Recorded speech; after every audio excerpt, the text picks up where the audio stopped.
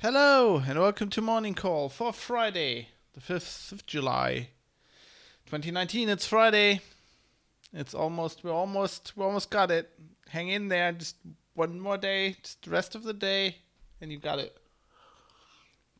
Good morning. Time for your tech news for the day and the rest of the week, which is today. And good morning to Riemt. Hallo, Herr Riemt. And also Aski in the chat.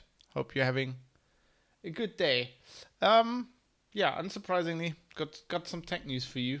So let's get right into it without further delay. We have the announcement of a vulnerability in iOS that was pretty. I wouldn't exactly say critical, but pretty annoying.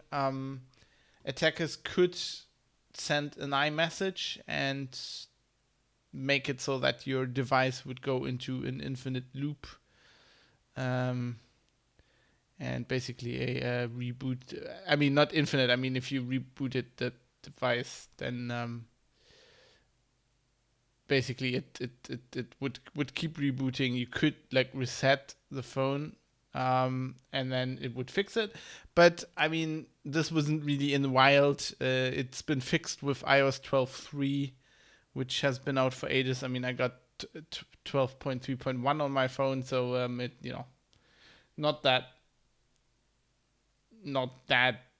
really breaking news. But I just thought I'd announce that and make sure that you've updated to iOS 12.3. Otherwise, now that the news is out there, people will find this pretty quickly and then, try to break some iPhones, because why not? If you can, why not? Speaking of Apple, other news, I talked about the past about the keyboard on the MacBook that is making a lot of trouble for a lot of users. Basically, Apple invented this butterfly thing, which was, as everything Apple invents, supposed to be amazing, which it wasn't. Dirt gets in there, gets under like a membrane, and then your keys either don't work or they just keep activating, which is even more annoying. And now there are reports that Apple will discontinue this butterfly switch with the refresh of the MacBook Air in 2019, and then with subsequent models, they apparently are using a new scissor switch, which is probably just a normal notebook key thing switch, Why not? I mean, that's one of the things. Sometimes Apple just reinvents the wheel for no reason, so they have an amazing feature. I mean, why not just use the notebook keys that work for everybody else? How about doing that?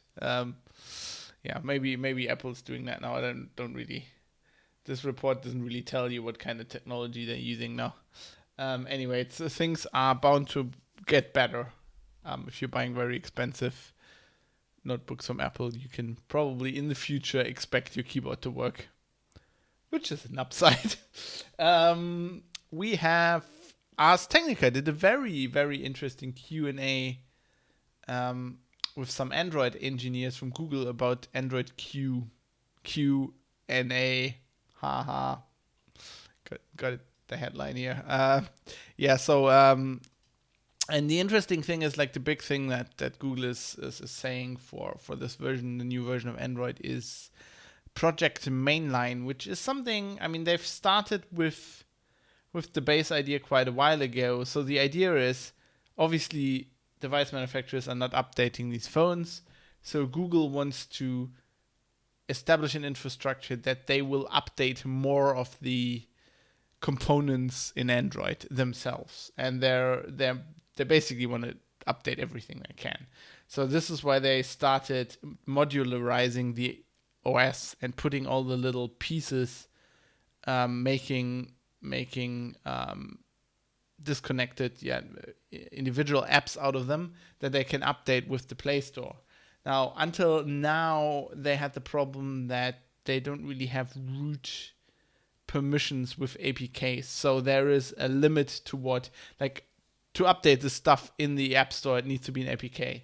And anything system-y, in the lower reaches of the OS, they can't really update with APKs because the update mechanism needs to start early in the boot tree of the OS, and basically APKs are loaded last. Basically, the user lands the last stuff that starts, and often that is too late to update core components of the OS. So this Project Mainline is coming up with ways, or has come up with ways for Android Q to allow Google to update even more of the OS, and they have invented a thing called the Apex, which is something like an APK, but that has like more root permissions and can start very early in the boot process and update more key system components. And the goal is basically to update everything in the OS, aside from the kernel, and obviously like the firmware, because the firmware is device drivers, the baseband, stuff like that is very manufacturer dependent, and Google can't do that. So if you have a phone from Huawei with a Huawei chip, they don't have the firmware, the drivers for that, then Huawei needs to do that. And so Google is kind of, they obviously need to leave their hands off that, and also the kernel itself, because they can't really update that. Now, I think this is good. This is a good development for Android. This is obviously something Google needs to take care of, but I don't know. I don't understand this enough to go into the details, but it does sound like. So one of the things they're updating here, if you look at this table in the Ars Technica article, is obviously media codecs with this Apex format, media framework components, and this is due to the huge problems they've had with the media codecs, which has been basically responsible for 80% of the critical vulnerabilities in Android phones in the last few years, because apparently their media framework was a steaming pile of shit, and for months they were like, okay, we fixed it now. They weren't saying that, but it's like, okay, we fixed it now, and then, oh no, there's 15 other vulnerabilities somebody found. So they're obviously gonna take care of that, so that's good. But one of the downsides I see is basically if you have another file format that you're distributing through the Play Store, which has more system privileges and can update more of the system, that is an obvious target for people who want to attack the phone. And that will have an attack surface, and they better make sure that that's secure. And I can already foresee problems. People will get into this Apex thing and will, I don't know, get ways of getting Apex things to the phone and then installing their own malware deeper into the system. So, it's part of the usual cat and mouse game that'll just go on. We have an anniversary right now, Amazon. I found that very interesting. Amazon's 25 years old. And Heise has written an interesting story here, which is, okay, it's mostly from the DPA, German press agency, but some interesting pictures part of that. Amazon's first headquarters in Seattle, in a garage, literally started in a garage. That's the new headquarters right now, which of course looks a lot more fancy. But like Amazon's first book website, that's just great. 1 million titles, consistently low prices, but your web design is like 1996. Well, it was. When did it start? I think it was 1996, right? If it's 25 years, God. See, I can't. This is why we have computers. Wait. I just need to be able to use them. What? No, I can't. I can't even calculate this. What's going on? Yeah, 1994. Okay, that's good. Yeah, so that website probably was from 1996. Yes, it's confirmed. Fab can't do calculations in his head. Yeah, my brain's full of other stuff. Warhammer lore and things like that. Just some things has to go. So that was their first website.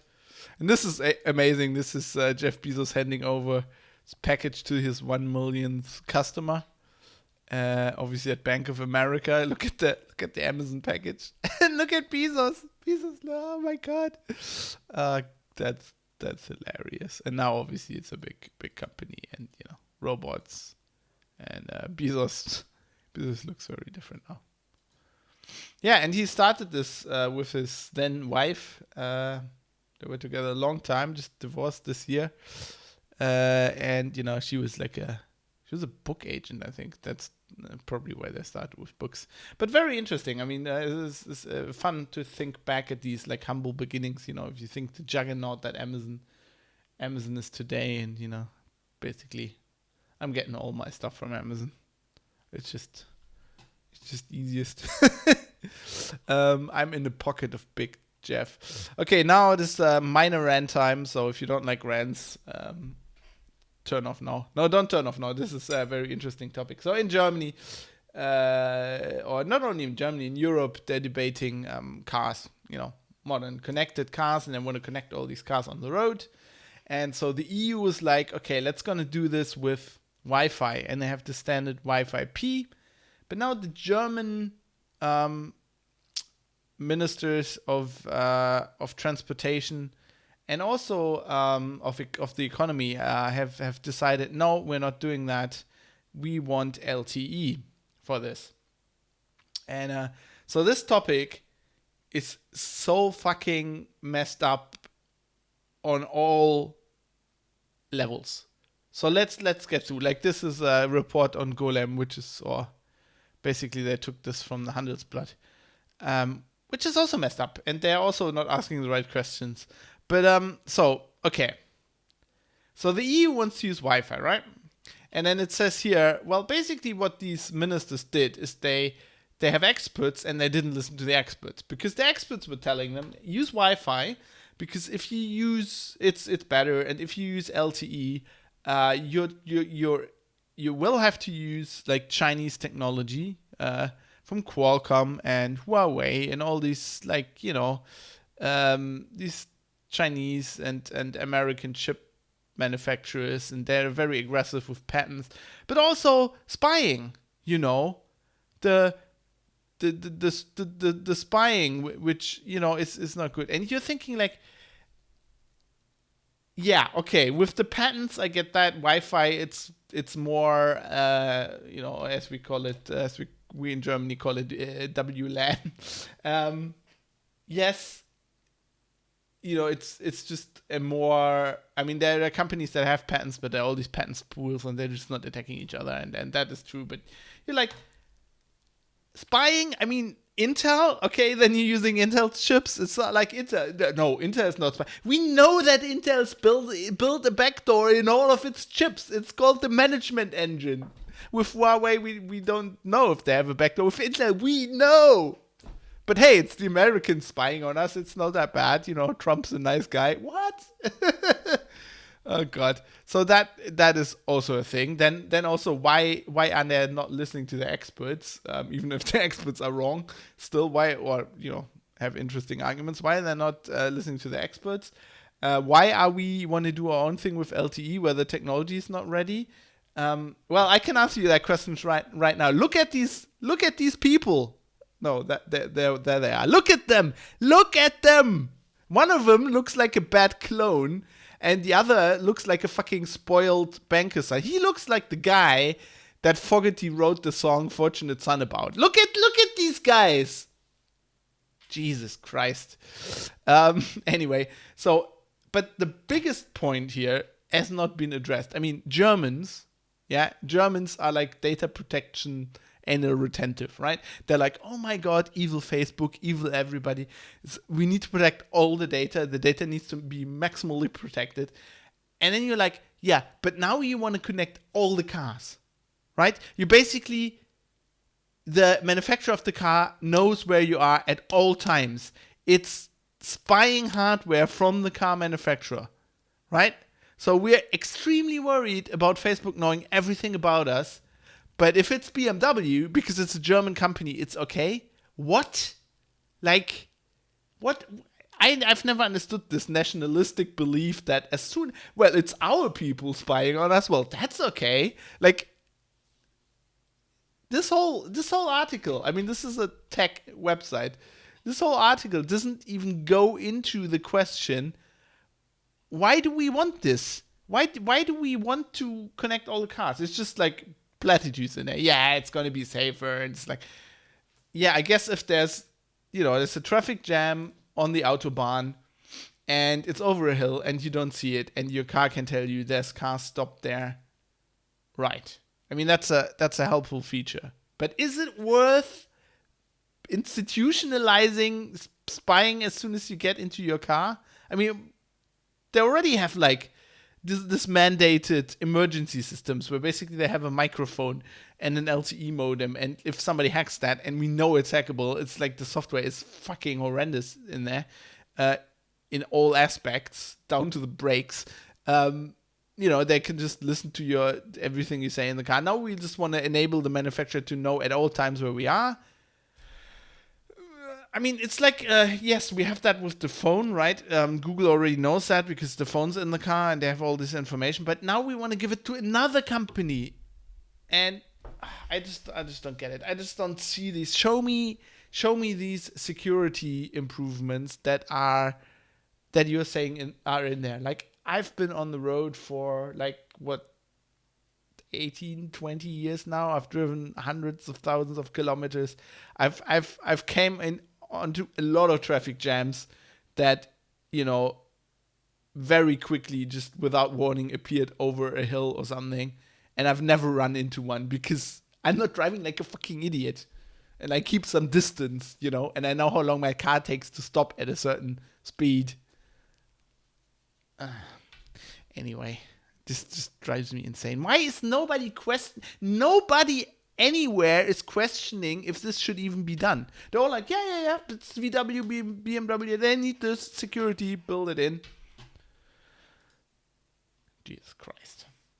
So a thing that is questioned is when Facebook does I'm pointing to the wrong. When Facebook says we want to do a cryptocurrency, and then everybody's like, I missed this because this was breaking when I was on holiday, but still I think this is going to come up a lot. So I wanted to mention it, and people are discussing it here. So this is like a discussion of it on Heise.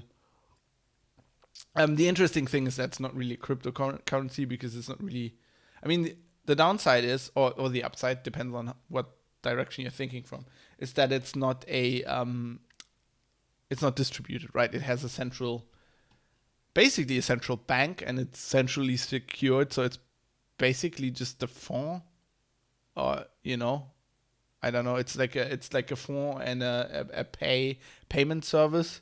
It's basically PayPal from Facebook. I mean, the upside is it doesn't destroy just use a lot of power for nothing, like Bitcoin. The downside is it's centrally managed and under Facebook's control, and all the other people that are, I think Visa is part of that, Vodafone or something. Anyway, other companies are part of this, and so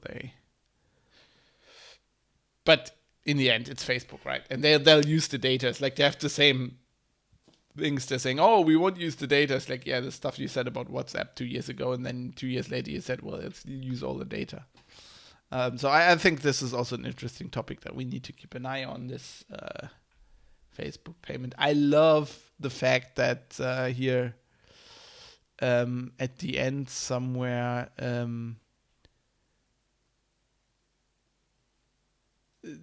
there's the question. So Heiser says the question that a lot of people are asking themselves is, why is Facebook doing this? Seriously?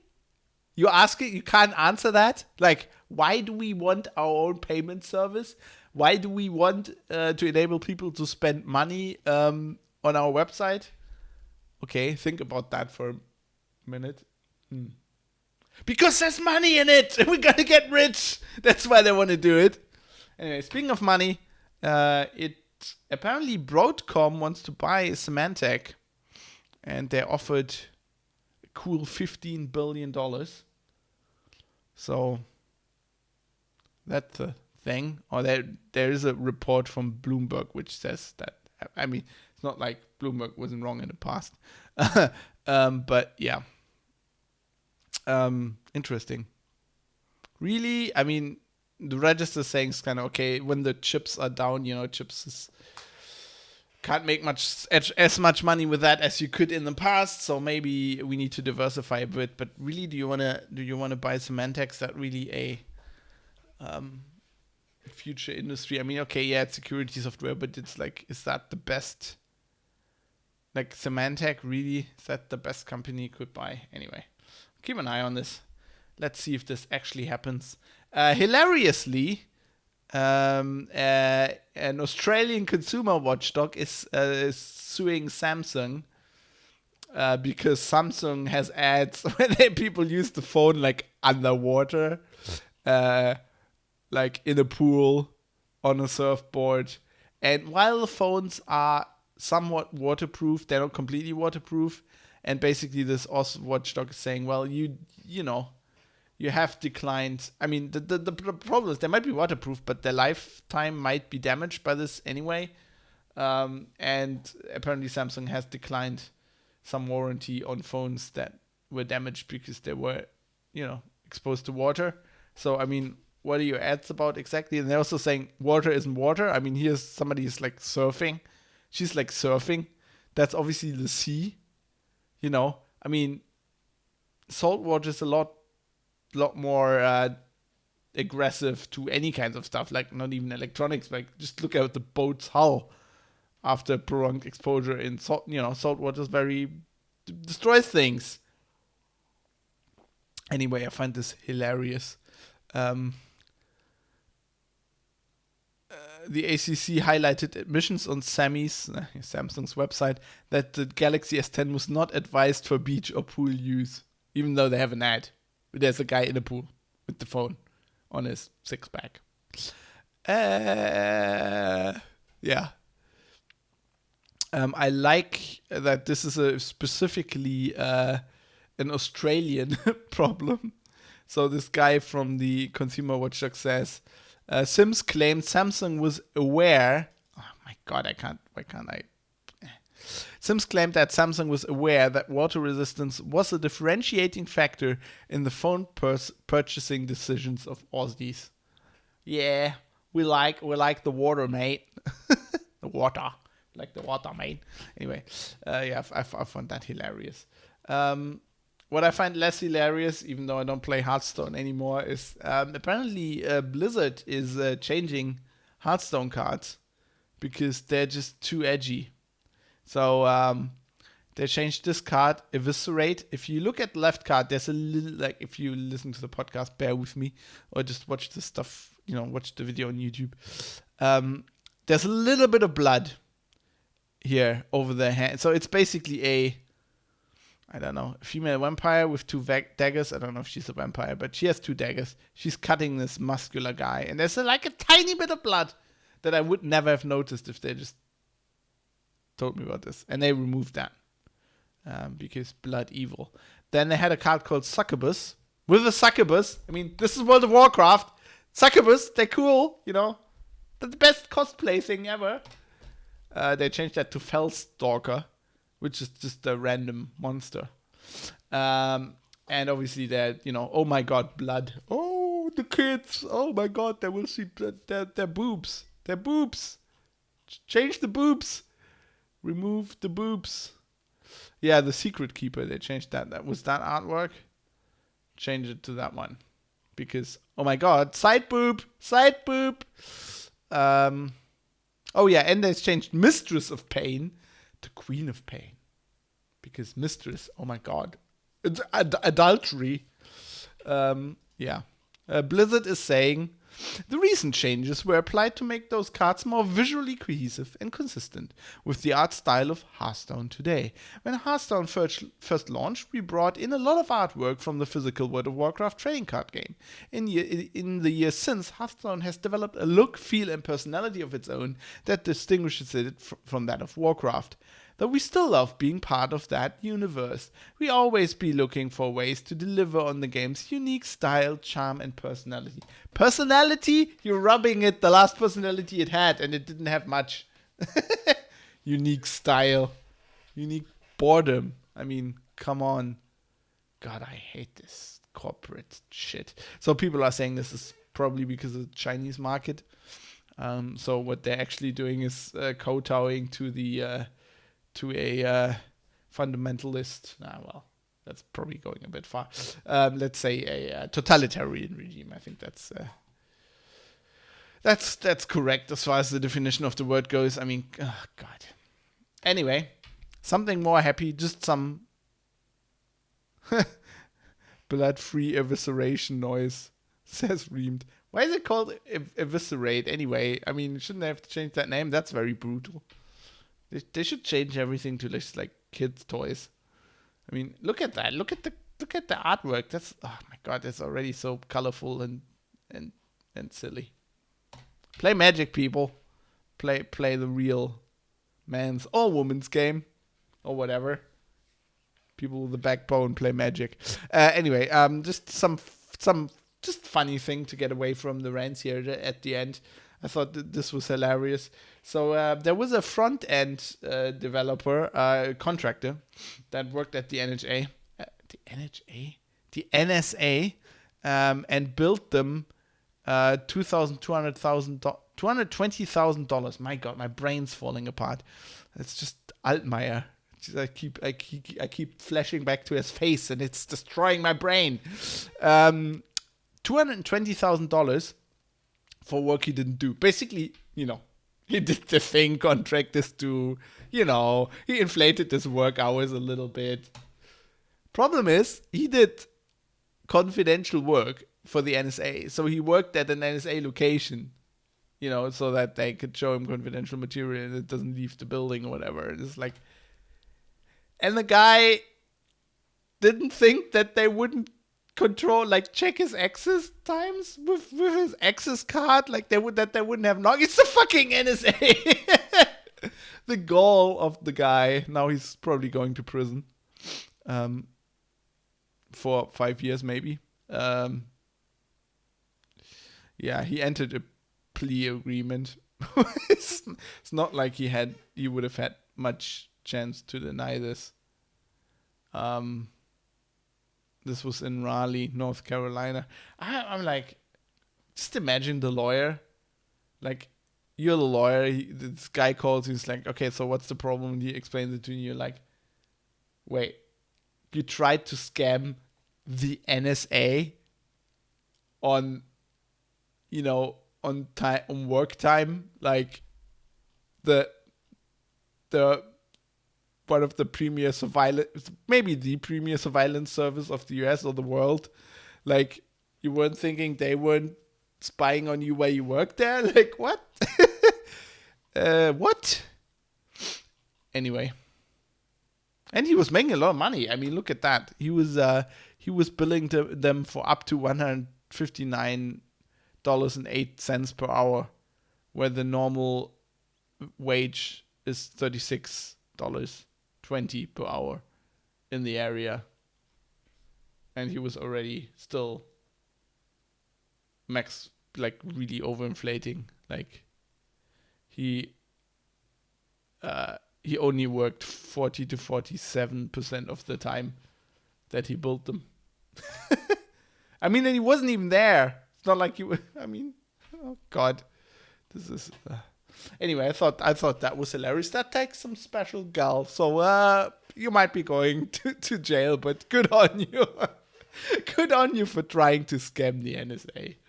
It could, it could be worse people.